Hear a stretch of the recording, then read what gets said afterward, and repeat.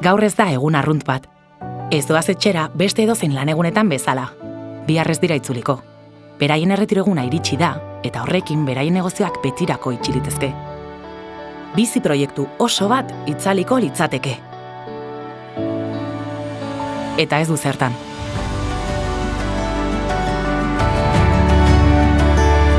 Ez utzi itzaltzen hainbeste ahaleginekin piztutakoa. Planifikatu erreleboa gurekin. Zure negozioa, zuretzat izan den moduan, orain beste pertsona baten bizi proiektu bihur daiteke. Horregatik, Beterriburuntza Mankomunitatetik bere jarraipena planifikatzen laguntzen dizugu. Bere etorkizunaren alde lan eginez, eta era berean baita gure lurraldearenaren alde ere. Jarri harremanetan. Zuk duzu hitza, aldatu eskuz.